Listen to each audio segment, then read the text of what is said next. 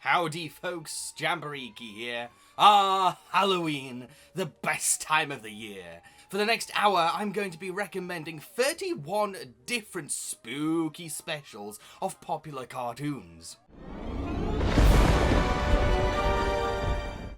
The Simpsons, Treehouse of Horror. Every year, The Simpsons has a Halloween special centered around 3 stories. This tradition is called the Treehouse of Horror series. I'd like to recommend the first ever Treehouse of Horror for this video. Not because it's the best one or an underrated gem, but due to its importance to television history. A formula that would go on to inspire the structure for a lot of animated Halloween specials.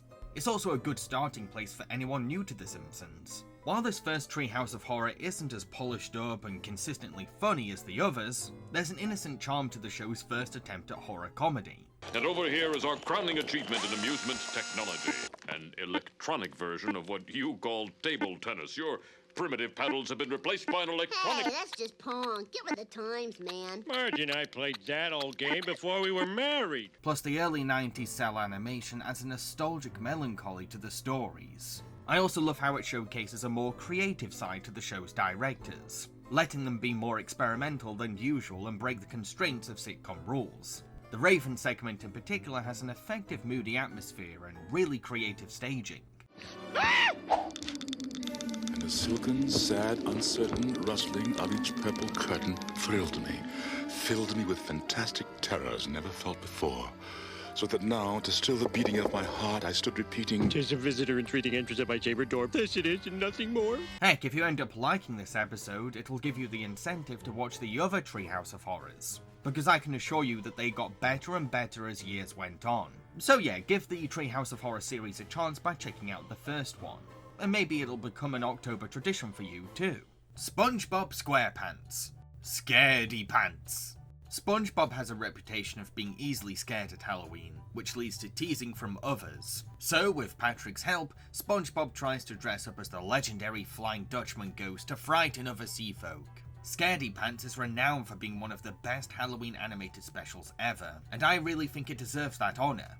We very much sympathise with SpongeBob's desire to prove his ability to be scary, because we can tell how much it affects his self-confidence. I don't get it, Gary. Every Halloween, no matter how hard I try, everybody scares me. Well, I'm sick of it.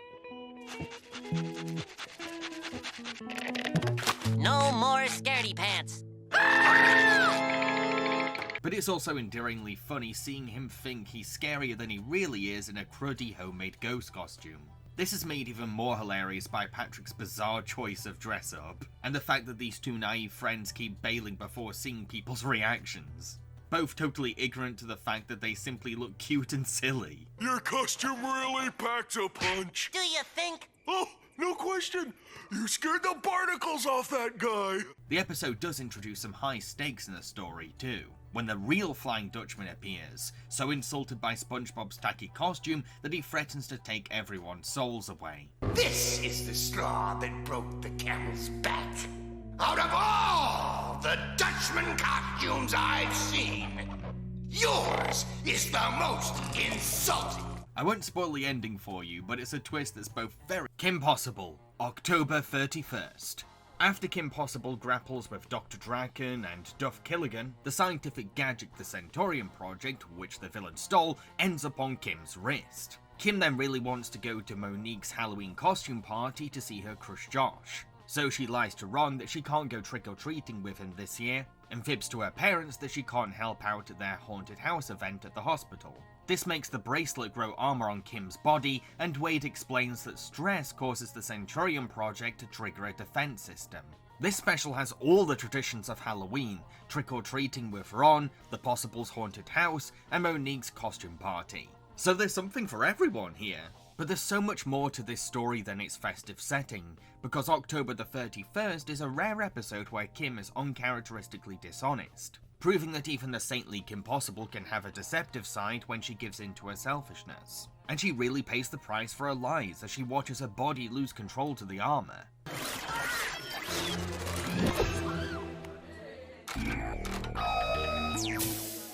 Saying that though, the suit is quite badass once it fully protects Kim. It's so damn awesome, and I find it hilarious seeing Shigo, who rivals Kim in combat strength, losing her mind over how much of an advantage Kim has now.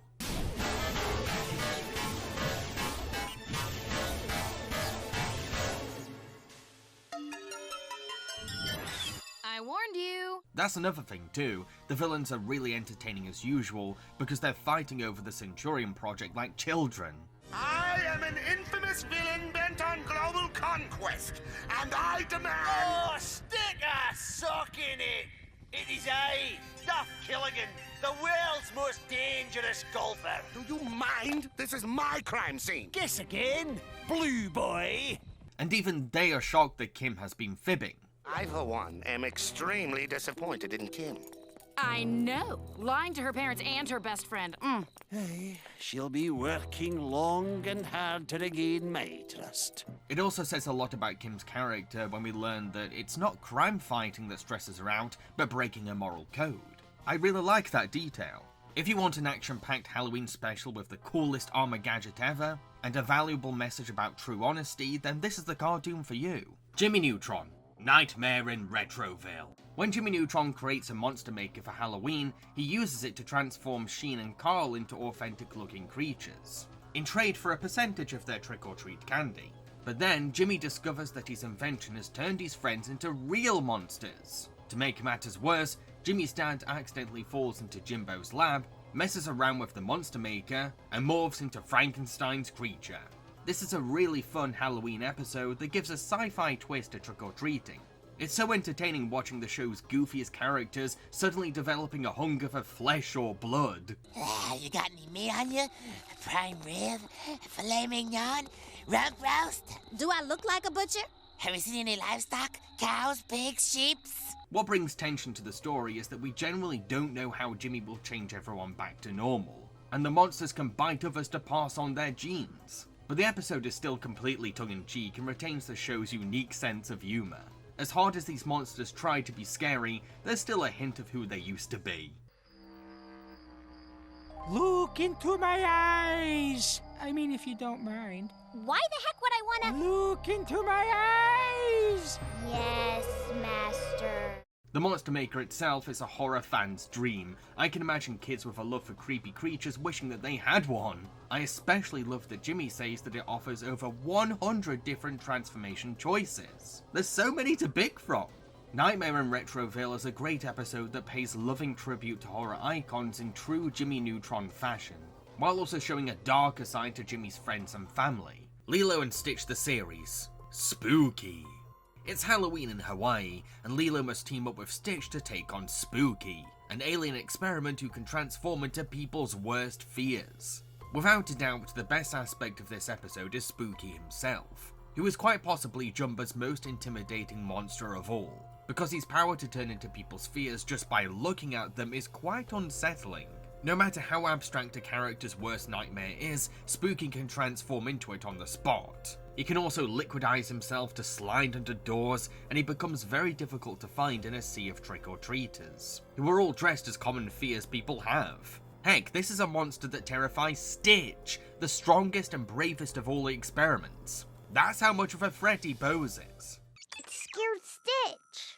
Impossible! Nothing scares 626. Lilo! Stitch is boarding up the windows! See? But there's also fun to be had from seeing what Spooky turns into in front of each character. A lot of these transformations already make sense if you've seen the Lilo and Stitch movie, like Stitch being terrified of drowning underwater, or Nani's trauma of Cobra taking Lilo away. But then there are fears that show another side to a character. Oh no! Is Bleakley's worst fear? Ah! Is my worst fear ex-wife? When you are getting a real job, it's not like you ever help around house. The most exciting part of the episode, though, is when Spooky leads our heroes into an old abandoned house. This is where Spooky's transformations become quite scary for a kid's show, as he uses the environment around him to his advantage, knowing full well how scared Lilo and Stitch are of him. It's down to Stitch to overcome his phobia and save Lilo.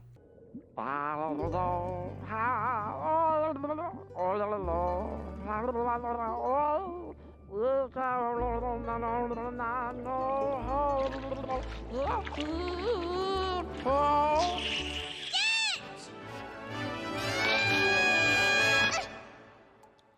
you the song works. This is a brilliant Halloween special that gives one of the best experiments in the show and a chance to explore the internal fears of all of our favourite characters. Gravity Falls. Summerween. Dipper and Mabel have made Halloween into a twin tradition, and when they find out that Gravity Falls celebrates Halloween in the summer too, they embrace an opportunity for free candy. But Dipper worries that he's become too old for trick-or-treating anymore, and would prefer to go to a party for older kids. Dipper then ends up insulting the Summerween trickster, the boogeyman of this local festival, who says that the kids must collect a certain amount of candy before a deadline or he'll eat Dipper as punishment. Now, Gravity Falls is full of episodes that are great for Halloween because it's a dark mystery show centered on creepy legends and conspiracies. But obviously I had to recommend the Halloween special the most. The Summerween trickster is a very frightening antagonist. He's like No-Face from Spirited Away, but with 10 times more nightmare fuel. A gangly monster dressed in tattered old-fashioned clothes, who poses as a legit threat to Dipper as he turns the innocent tradition of trick-or-treating into a sick game for the kids.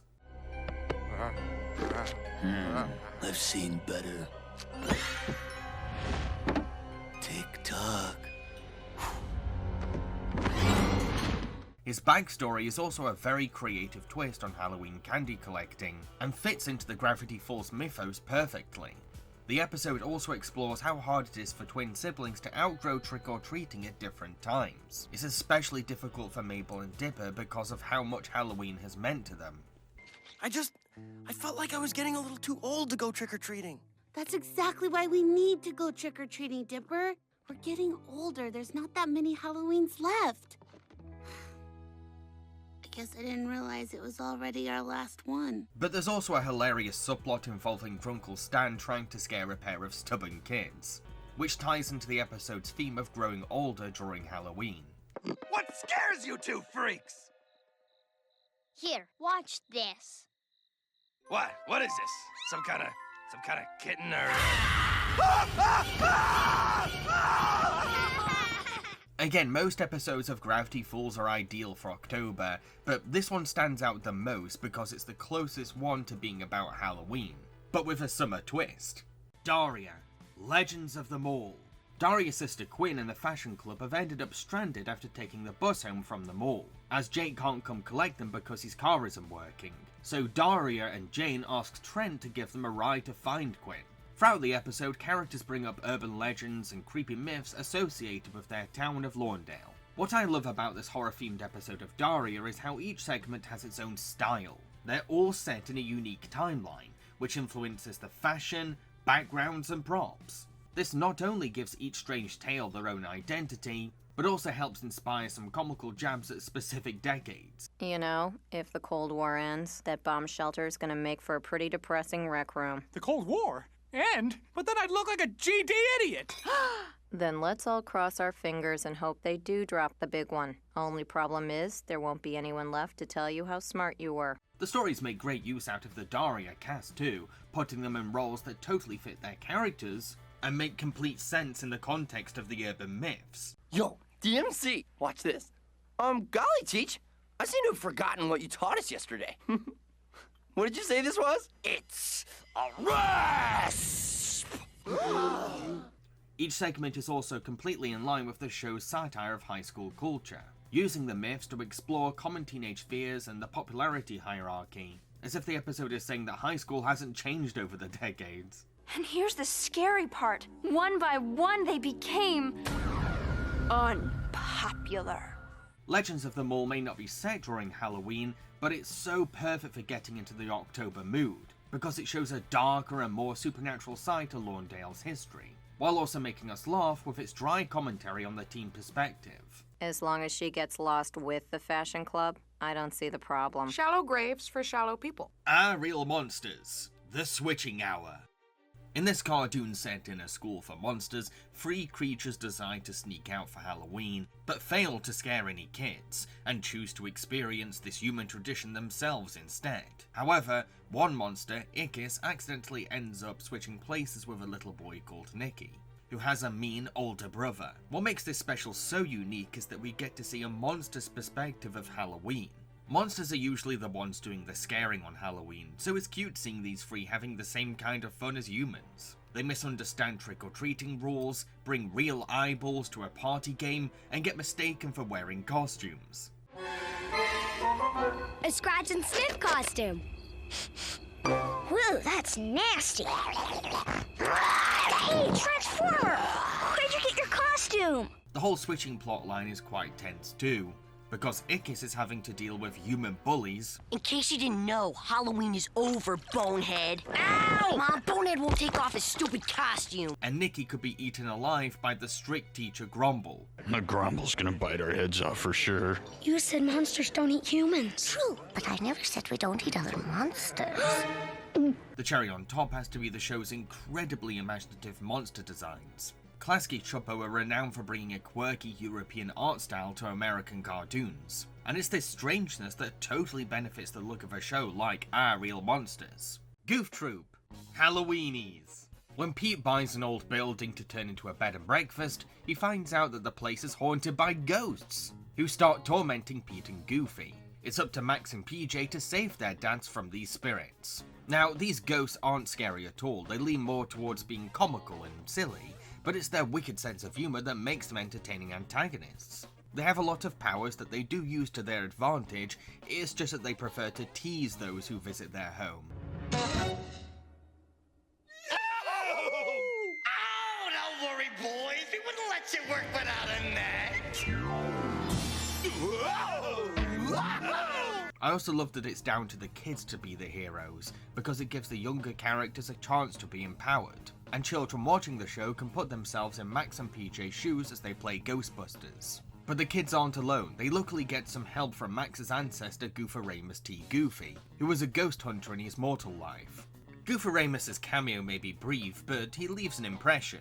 I like that he has a way with cats, the irony in him being a ghost after the career he had, and the fact that he takes the time to teach ghost hunting to his descendant, even if his advice is a little dated. Well, my most best trick was sticky sorghum. Sorghum? Or mop 'em up or use piney tar bubbles. I almost forgot. You can suck 'em up with a bellows, too. I won't give away the backstory for the ghost because that's revealed later on, but it's a really interesting development for these troublemakers that fleshes them out in a special way. Halloweenies is the perfect comedy cartoon for those who want a good spooky laugh this October. Recess. Terrifying Tales of Recess. In this Halloween special episode of Disney's Recess, Butch tells 3 stories that he claims happened at 3rd Street School. Children of the Corn Chip is centered on Corn Chip Girl eating British chips that turn her into a werewolf. When Bikes Attack is about the students' bicycles coming to life. And Night of the Living Finsters follows the gang taking on an army of zombie ancestors of Miss Finster. Unfortunately, this episode very rarely aired in the UK for some strange reason. So I didn't get to see it until I was much older, and that's a shame because I would have loved this anthology as a little boy. Each story is entertainingly fun and spooky enough to scare kids without giving them nightmares. Plus Butch is the perfect narrator for these tales, as he's the keeper of urban legends on the playground. He really sells his role as storyteller. Don't worry. It's me, Butch, and that was just a mask. Had you pretty scared, didn't I? Well, good, because that's what Halloween's all about. I'd say that my favourite segment is when bikes attack, because it's quite creepy seeing bicycles becoming sentient and evil. Especially when they have no faces to read and won't stop cycling after the kids. Oh no, the bike cut the power! Don't worry, he's still gotta find us. Quick, Melu! The window, Jimmy!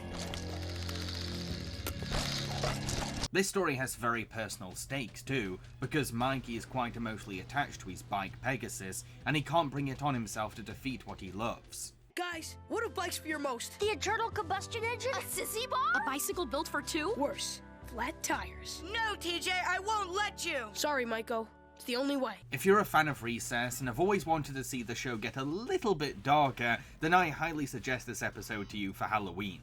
Courage the Cowardly Dog. King Ramses' Curse. After Eustace gets his hands on $1 million worth Egyptian relic, the family is suddenly haunted by the ghost of Pharaoh Ramses, who insists that the slab is returned to his temple, but the farmer won't surrender his chance of being a millionaire. Much like Gravity Falls, Courage the Cowardly Dog is full of episodes that are great for Halloween, but I decided to recommend the episode that scared fans the most, which is saying a lot when this show is renowned for traumatizing kids. To be honest, I'm not surprised that folks consider this to be the scariest episode, mainly because Ramses is such a disturbing presence. His weird and uncanny valley computer animated design chillingly stands out in a hand-drawn cartoon. However, it's the echo of his voice demanding the return of the slab that'll send shivers down your spines. Return the slab, or suffer my curse. Ramses isn't an antagonist who just stands around though, because he has the power to unleash terrifying plagues onto the farm, and we have no idea what move he'll make next. On the one hand, I wanted Eustace to return the slab to save the family, but on the other hand, I kept being curious what other plagues Ramses had under his sleeve. What's your... Huh?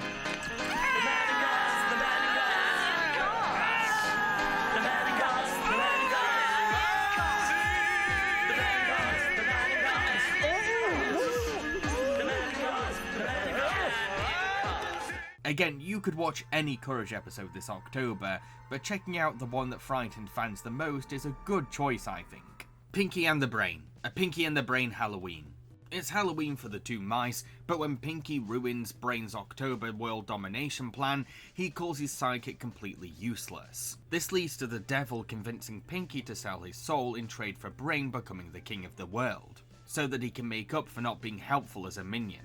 At first, Brain relishes in his newfound power, but because he's not reached this peak on his own merits, and his best friend is down in hell, he can't fully appreciate the benefits of his monarchy. It's really adorable how far Brain will go to hide the fact that he deeply misses Pinky, as it's a sign that the evil genius does actually love his goofy sidekick. Hey, what are you doing? That's Pinky's wheel. Aha! You do miss Pinky. No, I miss the food pellets. I don't know where Pinky kept them. But it's also really funny how the devil is wanting to torture Pinky for an eternity, yet Pinky's immature stupidity annoys Satan so much that he ends up getting the rough end of the deal instead. Isn't there any torture you don't like? The only real torture is being away from our best friend. Can I also say how much I love the design for this devil? He's like a charismatic Vegas magician, which is so perfect for a cunning trickster who wants to bargain mortal souls with his supernatural powers. We're still given the traditional Satan design later on in the episode too, which looks awesome. The major highlight of the episode has to be how Brain must rescue Pinky through rhythmic gymnastics. The last activity you would expect the serious, hard-nosed Brain to be secretly talented at. And quite the surprise challenge from someone like the devil.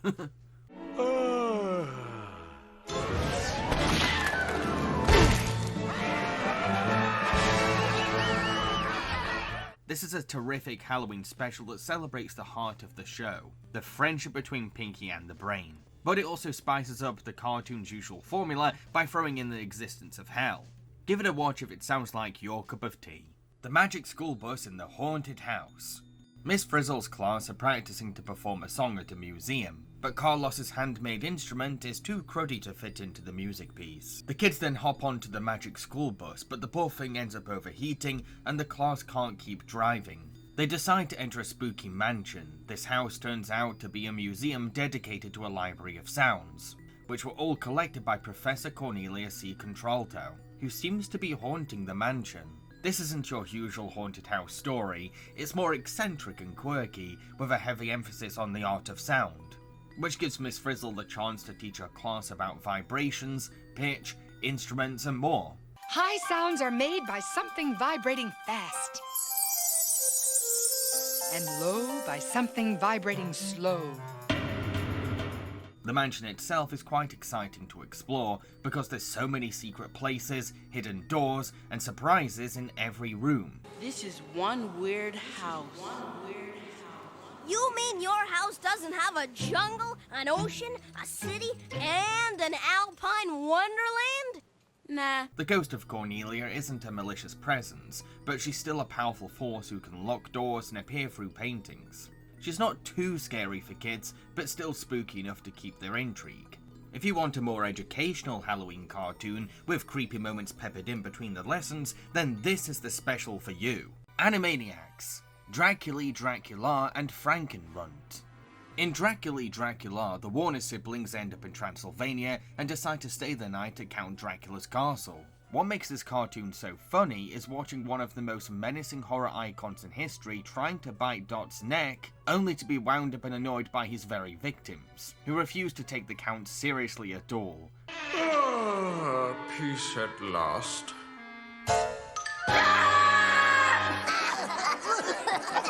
Hast thou any coffin drops?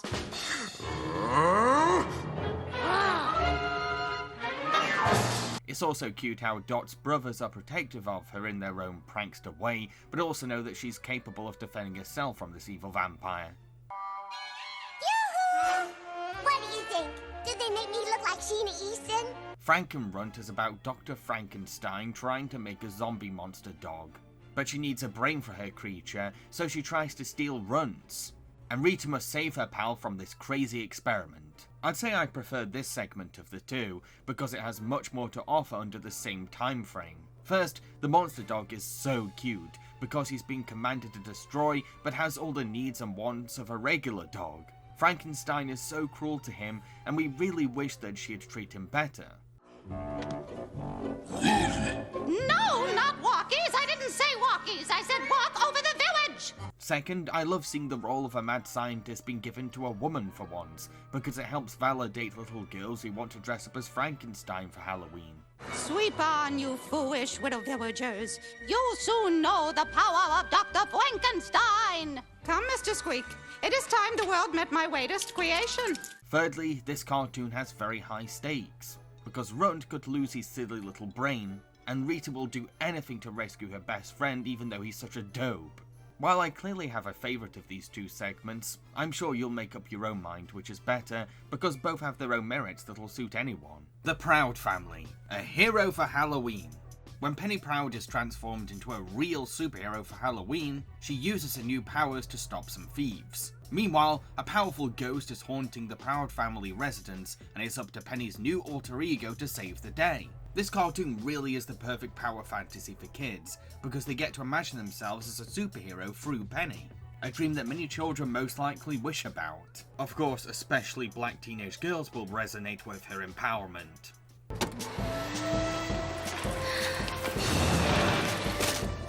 Have an ice day. The Ghost is also a great villain because his magic is immensely powerful and defies all reality. He even ends up launching the Proud's house into the night sky. But we also sympathise with his backstory. You see, he died a lonely man in this very house and has grown jealous of the Prouds for being a happy, loving family, so he's decided to torment them in revenge. That's quite a sad motive for a supervillain if you ask me. I'm paying you back for making my last 10 years miserable. What did we do? It's simple. You're living in my house, and you're happy. There's no way I could rest in peace with a happy family in my house. This isn't a flawless Halloween special though, because I'll admit that the cameo from child rapper Little Romeo dates the episode dramatically, as he was very much a product of the early 2000s. Hey, Hero, you want to freestyle a little something for the fans out there? Let's do this. Plus, some of Penny's actions as a superhero aren't always, well, heroic. Yeah, too bad Penny's not here. Please, that party pooper would have brought us all down. However, this is still a really fun comic book inspired holiday episode. One that combines a high octane superhero plot with a dramatic ghost story, and surprisingly makes it work. Arthur, the Fright Stuff. Muffy has decided to host a Halloween costume party at an old mansion with a special guest book reading from a famous children's horror author. But the boys and girls are planning to prank each other on the night. The fun of this Arthur episode is seeing what each team's pranks are going to be and who will win this scare-off. The challenge really brings out the kids' creative sides and sense of humour. The party itself is pretty cool too, because of the choice of setting. I mean, it's quite daring of Muffy's dad to host a children's party at a building this old and supposedly haunted. Though this does play into the story when the kids later realise that a ghost helped with the boys' prank. Arthur is a show that's very grounded in reality because it has educational intentions, so it's rather surprising for the episode to suddenly bring spirits into its world. But I love that it's the ghosts of all characters who teach kids about the risks of pranking, and how they can sometimes hurt people's feelings. Because when pranks get out of hand, someone could get hurt. And their feelings are sure to get hurt. This is a valuable lesson for impressionable children in the age of YouTube, when famous influencers are going too far with their stunts. We're halfway through this video and I thought I'd remind you all to consider subscribing to my channel. And if you're already subscribed, don't forget to click the notification bell. Now, let us continue. Darkwing Duck, Ghoul of My Dreams. In this Darkwing adventure, Morgana teams up with Nodoff, the King of the Dream World, who provides the sorceress with sleeping sand, so that she can knock out citizens of the city to commit crimes while they sleep. It's up to Darkwing Duck to stop these two, but he's too infatuated with Morgana to take the case seriously. This is very much Disney's A Nightmare on Elm Street, in which dreams are being used to the villain's advantage to cause mayhem and trouble. Nodoff may be a tiny annoying imp, but he's a foe to be reckoned with in his realm, because he can control his surroundings and do whatever he wants, just like Freddy Krueger. I am Nodoff, ruler of Dream World, and you woke my sleeping servants. But I think that the real charm of this special is the relationship between Darkwing and Morgana. They have a complex hero and villain dynamic because of their mutual attraction to each other. But Morgana is too deep down the criminal rabbit hole to date a superhero. However, it's this Halloween special that pushes Morgana to play good, because Nodoff betrays her and she must work with Darkwing to take advantage of Dreamworld's logic. I'm deciding. I am deciding.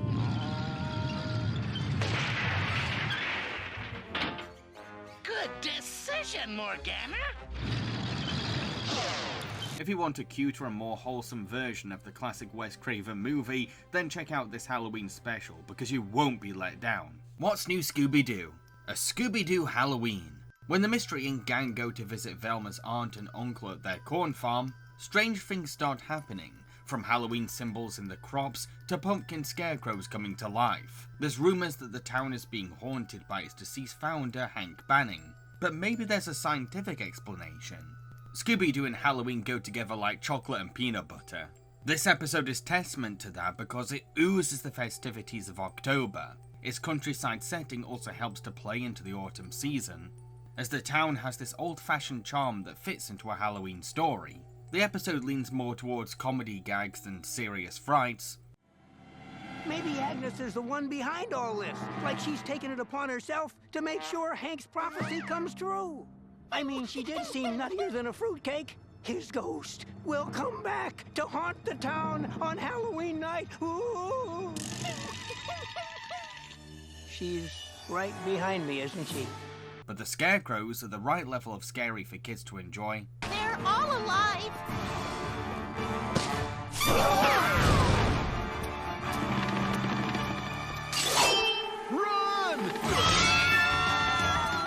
And the ghost of Hank Banning is kind of creepy in design when we first see him. I am the ghost of Hank Banning. I have returned to seek my revenge.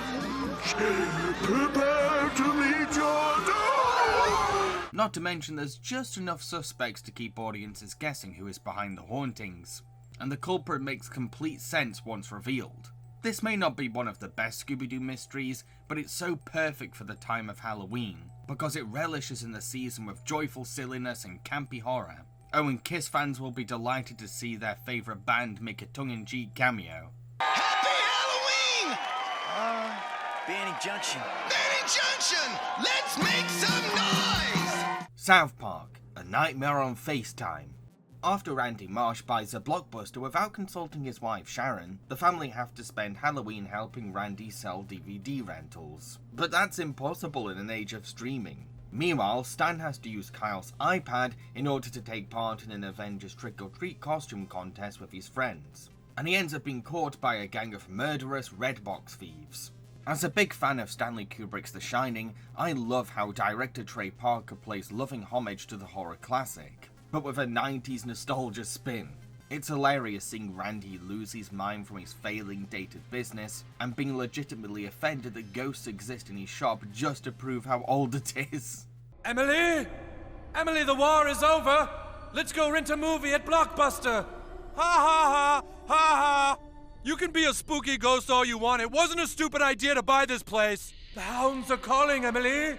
Let's rent something now. There's a spooky atmosphere throughout the Blockbuster store that plays into the comedy too. A big reason why the jokes land is because the episode has the same mood as a genuine horror film. Scenes build up Randy as this menacing lunatic ready to go on a rampage, yet the punchline is that he doesn't kill his family, but insecurely preaches the value of DVDs instead. Which is totally Randy. Who, Barb and Michael? Oh, yeah. Uh-huh. Hang on a second, Karen. Can I help you with something? According to industry experts, many rural areas don't have the bandwidth to support DVD quality video and streaming services and won't for years to come, making DVD rentals still the best movie watching option. The trick-or-treating subplot is just as great too, with characters acting like Kyle's iPad is really a physical representation of Stan. Let's try this again. No, dude, please. This is my best friend's iPad. No! And the criminals being too behind the times to not realize how outdated and misguided their scheme is. All right, the camera's out. Hurry up, you two! What the? You told me these things were full of money! It's Halloween! I thought everyone would be renting spooky movies! This Halloween special ties together its two plots to comment on people's relationship with technology, whether they're too stubborn to accept changing times, or too emotionally attached to their gadgets to recognize the line between online and physical interaction. Sure, some of the episode's jokes haven't aged well, but there's enough laugh-out-loud moments to make up for that. You want me to bring you some McDonald's? Okay. What do you want from McDonald's? Chicken nuggets. Jackie Chan Adventures. Fright Night Fight. In this special, Jackie Chan manages to get hold of a powerful magic Oni mask before the villains, just in time to go trick-or-treating with Jade, Paco, and El Toro. But Paco feels self-conscious about his ability to be scary on Halloween, so he steals the Oni mask and becomes a demon himself. What I love about this cartoon is the way it explores the vulnerability of personal insecurities and how evil can push someone who feels less of themselves down the wrong path. It's an episode that taps into the temptation of power through its supernatural narrative, while also fitting the season of Halloween through the tradition of wearing a mask to be scary. As nice as Paco is, he's still just a kid, and even children can give in to their weaknesses, especially when he's egged on by Tarakudo, an actual Oni demon who pushes the impressionable kid into embracing a life of villainy, by validating his potential to be frightening. Teach me, Great One. All you need do is feel the power. Call upon the darkness within. What will resonate the most with audiences is how Paco must fight the mask to be free. Something we all wrestle with in our own lives, because everyone has moments where they battle their inner demons. I must remove the mask! Although I'd say that the real star of this episode is Toru, the villain turned hero who spends Halloween as a cute bumblebee, not only assisting Uncle in his mask removal potion, but also giving out candy to trick-or-treaters. Sure, this leads to a mix-up at one point, but the fact that Toru is willing to work twice as hard at Halloween is adorable to me. Toru! Candy! Coming, Sensei. This is a special that affectionately merges Asian and Mexican cultures together, bringing a sense of cultural diversity to children's television, by combining lucha libre values with Japanese horror folklore to tell a tale of a naive boy's surrender to darkness. It's a very fantastical Halloween episode that's really worth a watch. Futurama, The Honking. Bender the robot inherits a castle from his rich uncle, but finds out that it's haunted by his ancestors' holograms, and he runs outside to escape the electronic ghosts. He's then randomly hit by a four-wheeled car in the middle of the night, leaving him beaten up badly. After returning to New York, Bender learns that the same car is rampaging through his home city, but then comes to realize that it's him. Every midnight, he transforms into an evil vehicle, and a fortune-telling robot warns him that he'll attack his best friend next. We don't actually learn that Bender is a were-car until much later on in the narrative, but there's enough little clues to indicate what's happening. It's quite a clever mystery story. This makes the first time we see Bender's transformation all the more rewarding, because it's been left to our imagination up until this point.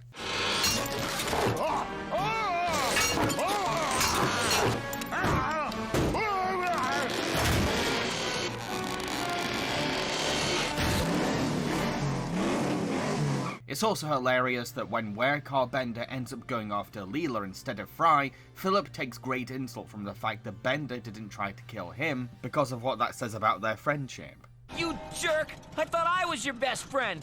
What kind of two-timing killmobile are you? Which is really true to the endearing stupidity of Fry's character and how much he wholeheartedly loves Bender. In order to stop Bender's curse, our heroes must kill the original Werecar, but further investigation proves that there's a rich history to this mythos. And we even learn that Calculon was cursed at one point, which expands his character beyond just being a hammy actor.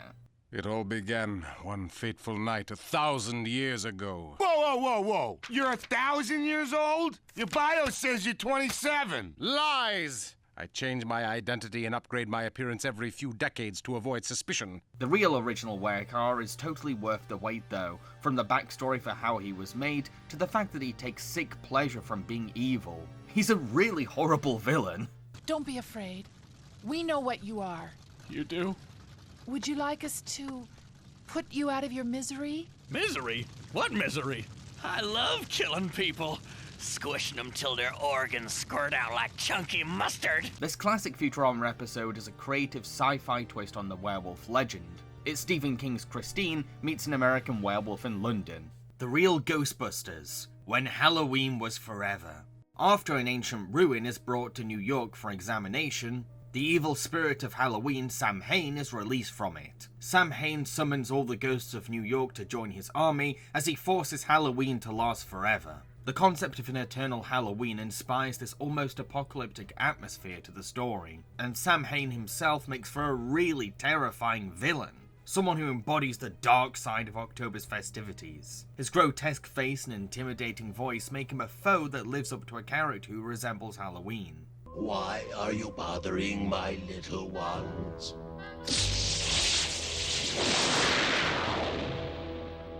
I repeat, why are you bothering my little ones? Tensions are also increased dramatically when Slimer is unwillingly forced into Samhain's army. This means trouble because the monsters know that he's a friend of the mortals, which makes him vulnerable to the beast's tormenting, and a potential hostage for Samhain to use against the Ghostbusters. Surrender your weapons, or I shall be forced to do something unfortunate to your friend. Slimer! Hey, no fair. Yeah, leave him alone. There's also something about the show's animation that lends to a Halloween narrative really well. You see, it was all produced in Japan, and I've always found the look of 1980s anime horror to be unsettling. It's the weird frame rate, unusual colour scheme, and grainy aging that just gives me the heebie-jeebies. Peter Venkman's trademark sarcasm and cheeky comments contrast against the dark supernatural fantasy, which stops the special from being too upsetting for kids. No problem. You're new in town, out of the house for the first time in 1,200 years. You want a little excitement. Hey, I can understand that. So, when are you taking the next train out of town? It's a terrific episode that stays true to Ghostbusters lore, while also taking some daring risks with how scary its villain can be. Doug's Halloween Adventure. When Skeeter wants to go with Doug to a new ghost ride called Bloodstone Manor, Doug is way too scared for the challenge, because the attraction was built in a mansion that's apparently haunted. So the boys go trick-or-treating instead. As kids get older, they lose interest in more infantile October traditions, and feel embarrassed to carry them on. But doing something scarier can be a difficult transition for older kids, and I like that this special validates that. It also gives Doug a brave character to aspire to, an Indiana Jones parody called Race Canyon. I really respect the show for saying that it's okay to look up to a fictional hero to develop courage, no matter what age you are. It's extra sweet how Patty compliments Doug's race costume, because it further empowers Doug's self-value and belief that he can be as cool as his hero. The Bloodstone Manor ride itself is awesome. I personally hate roller coasters. I find them way too anxiety-inducing, but I love horror attractions, because they're more about atmosphere than extreme heights. I actually would be so down for Bloodstone Manor, as it has everything I would want in a ghost ride. I'm not so sure I feel hungry. I thought you might enjoy a small salad.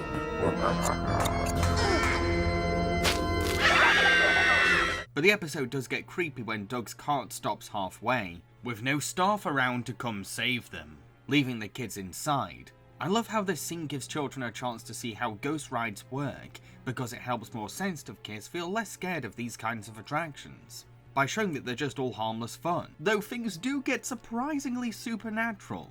Doug's Halloween Adventure is a great special that I think Nicktoons fans will love to watch this October. Welcome. I have a special treat in store for trespassers. Beavis and Butthead, Bungholio, Lord of the Harvest. There really isn't a plot to this Beavis and Butthead Halloween special. It's exactly what you think it is. They riff on Halloween-themed music videos and go trick-or-treating in dumb, half-arsed costumes. But that's all you really need from these two. Beavis and Butthead are an acquired taste. Either you find them annoying as hell, or see a charm to their teenage stupidity. I'm personally in the latter. There's just something endearing about watching these idiots trying to come up with Halloween costumes on the fly,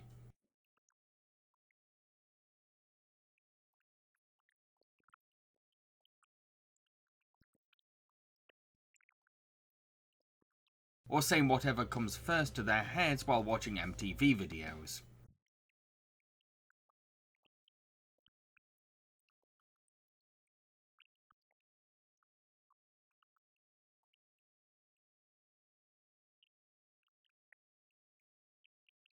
Seeing as the boys are getting their hands on free candy, it's no surprise that Beavis then turns into his hilarious alter ego Cornholio, and goes on one of his sugar rush rampages through the night.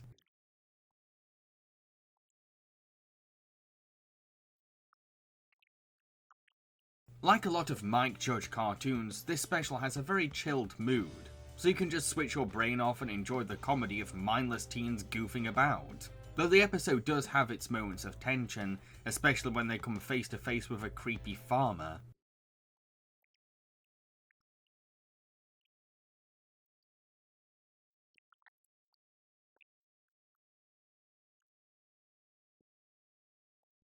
Yes, this is a dumb Halloween special, but it knows how moronic it is, and the humour comes from its self-awareness. Bojack Horseman, Mr. Peanut Butter's booze.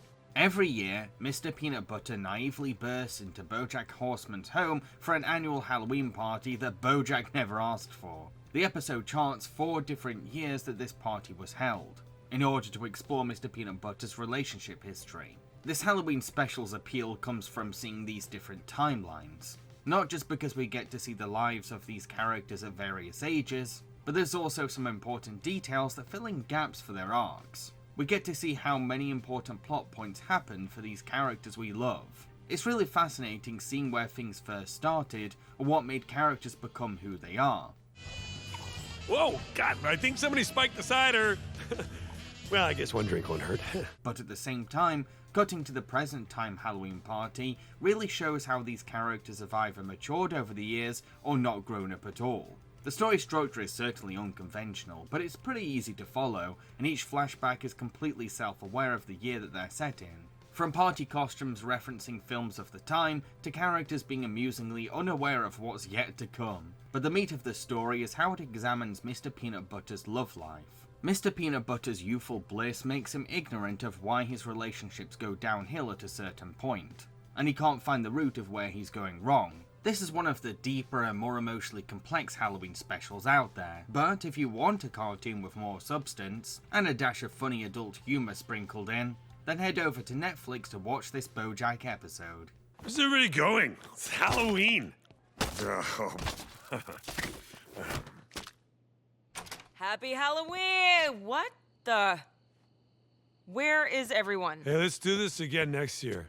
King of the Hill, Halloween. Hank Hill is excited to celebrate Halloween traditions with his son Bobby, but when the highly religious Junie Harper steps in, she convinces Luann that Halloween is a satanic holiday, and Bobby is manipulated into thinking the same. Junie Harper then protests to Arlen Council to ban Halloween this year, and she invites kids to a cult-like event that brainwashes them. Now, this episode may be satirizing religion, but it's not saying that religious faith is an inherently bad thing.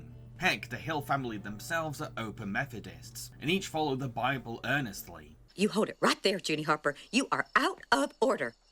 I go to church too, and I have raffled and bingoed and bake-saled my way as close to the good Lord as you. So do not try to one-up me, because I will one-up yours. The point of this Halloween special is that people shouldn't use their religious beliefs to control others or bend the law to their whim. What religion you believe is your own spiritual path to take, and no one is obligated to share that same perspective to save your feelings. Junie Harper is the stereotype of a bad Christian, someone who manipulates the impressionable and gullible to spread her own ignorance and fears about things she doesn't care to understand. You can tell that she's not fully educated on the real history of Halloween, and just wants to use the Bible to benefit her victim complex and power control. This is most evident at a Hallelujah house, where she uses propaganda to scare children into sharing her values, with lessons that border on being potentially harmful to kids. Oh, what have we here? It's a young, unmarried couple who are about to let their hormones get the best of them. Uh-oh. I guess the old saying is true. Sex kills. While I don't agree with every parenting choice that Hank makes in this episode, I completely admire his sincere passion for Halloween and how much he wants to share it with the next generation, especially Bobby. You know, I used to have a laugh that went along with this. Try it with me, son.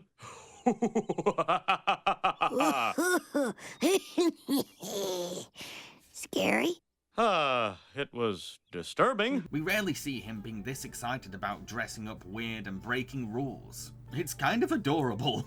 Bobby himself is the victim in all this, because he's very confused about why Halloween employs scary ideas and hellish themes, yet his Christian father embraces it with gleeful joy, making the poor kid susceptible to Junie Harper's brainwashing tactics. It's up to Hank to defend Halloween by showing that it's all just harmless fun, and the way he does this is so charming. I just wanted to spend Halloween with my son, but I guess I can't do that this year. It just tears my heart out. Oh! What do you think you're doing? This is a fantastic King of the Hill episode that pokes fun at self-appointed prophets who abuse their power. But it's also a touching story about Bobby coming to terms with the true spirit of Halloween. Invader Zim, Halloween spectacular of spooky doom. When Dib plays around with his dad's invention, he ends up creating his own dimension through his imagination. He keeps having flashes that jump in between this other world and reality, so he reluctantly asks for Zim's help to fix things. Invader Zim is already renowned for being very dark for a children's cartoon, so imagine the lengths that the show has to go to be special for Halloween. That's where the other dimension comes in. A universe that's twice as disturbing as the dystopian future where Dib lives, and full of terrifying monsters that want to use Dib's head to invade Earth. Soon, my army shall march through your disturbingly large head and on to victory. Maybe my head is big. The fact that we see these twisted versions of Dib's family is beyond warped too, to the point where I would warn parents to know what their kids are getting into, because I can imagine more sensitive children being upset by this special. However, this is still Invader Zim, so expect the show's distinct absurdist sense of humour to still be around. No matter how messed up the episode gets, it never takes itself too seriously. My taquitos! My taquitos!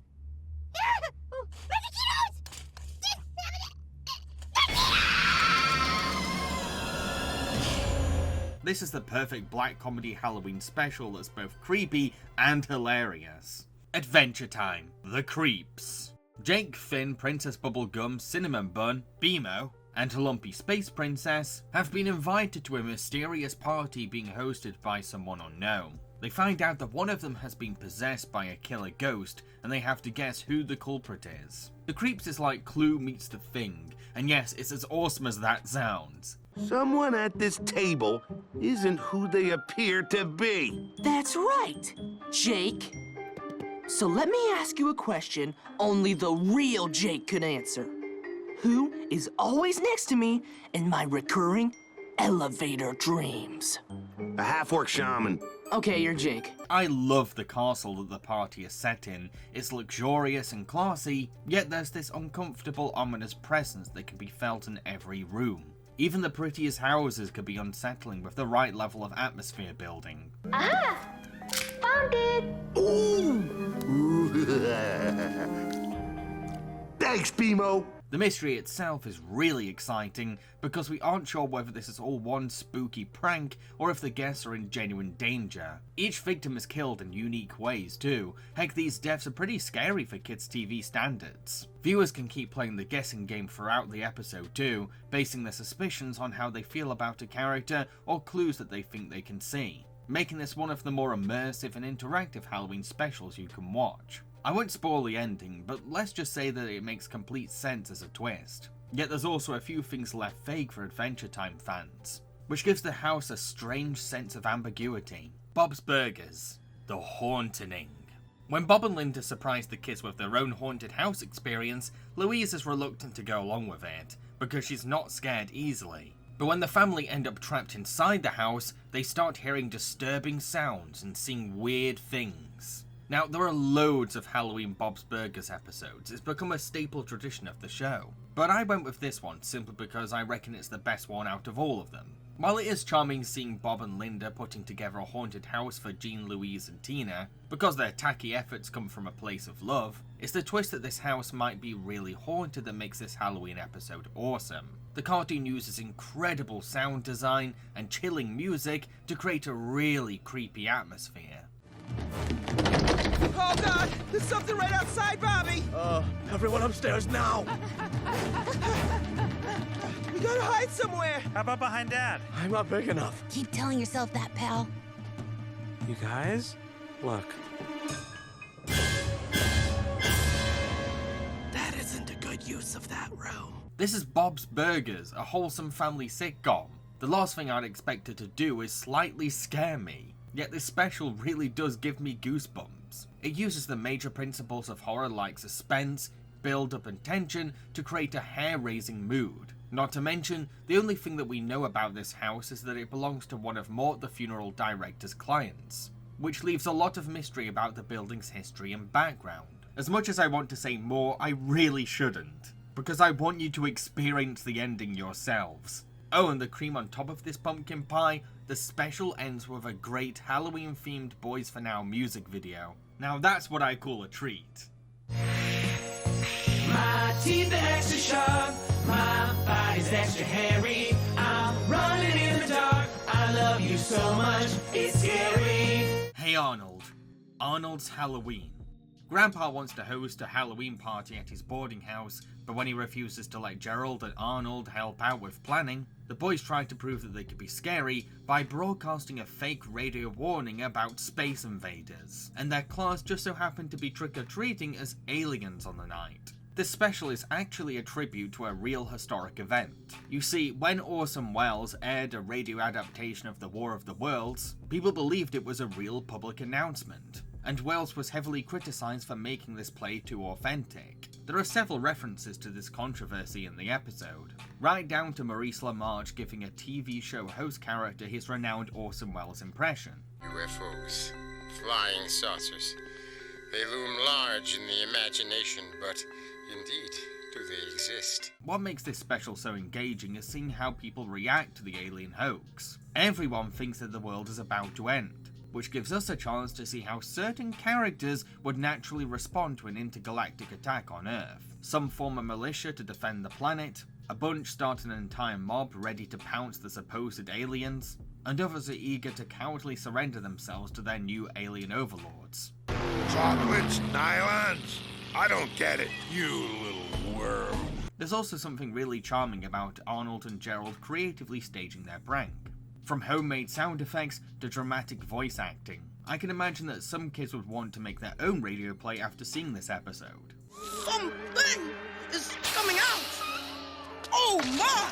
Several of them! Silver, with huge bulbous heads! I can hardly bear to look at them! Arnold's Halloween is a top-tier cartoon that shows how kids can sometimes be smarter than adults swept up in their own arrogance. But it's also a sincere love letter to the underappreciated art of radio plays. DuckTales, Terror of the Terrafermians. After Bentina takes Launchpad, Lena, and the kids to go and see a horror movie about mole people, Webby and Huey get into an argument about science versus the supernatural, and Webby insists that underground creatures called Terrafermians are living in the subway. So Lena takes the children down to the subway to find these supposed monsters. Now, this is actually the first ever episode I've watched of the DuckTales reboot, and you know what? I'm quite impressed. I heard it was good, but I didn't think it would be this good. The Terrafermians themselves make for intimidating creatures, made even more creepy by how the shadows hide their features. Of course, we learn that there's more to them than meets the eye, but until then, they make for effectively menacing monsters for a Halloween special. The whole debate between Webby and Huey is entertaining to watch too, because it's interesting seeing two extreme beliefs clash. And Louie's joy from watching them fight is very funny. Earthquakes are a result of shifting tectonic plates! But who's pushing the plates, Huey? Who's pushing the plates? Other plates are pushing the plates! Now who sounds ridiculous? Louie, whose side are you on? Oh, neither. This is just way more entertaining than that movie. Meanwhile, Launchpad is losing his mind under the delusion that anyone could be a mole person, and his suspicions are without a doubt the funniest parts of the episode, because he's lost in his own terrifying perception. Ah, my eyes! Ah, I knew it! Mole Man! Everything I've ever seen in a movie is real! Although, it seems that the core of this episode is the relationship between the strict Bentina and teenage rebel Lena. These scenes do a great job exploring the complex emotions of a teenage girl, and how getting mad at her does more harm than good for her. It's your fault we're in this mess. Who raised you anyway? I know a bad influence when I see one. Those are good children with bright futures. Yeah? And what does that make me? I don't know. That being said, there seems to be more to Lena's character that I don't know yet. A backstory I'm missing that implies that she could be a threat to the family, and I am curious to find out more. Overall, this was a pretty fun introduction to the DuckTales reboot for me, and I'm glad I have Disney Plus so I can marathon more episodes. 31 animated Halloween special episodes. Wow, that was a lot, but you managed to get through it just fine. I've been Jambareeqi, and I hope you enjoyed this video. If you did, then feel free to like, subscribe, and share.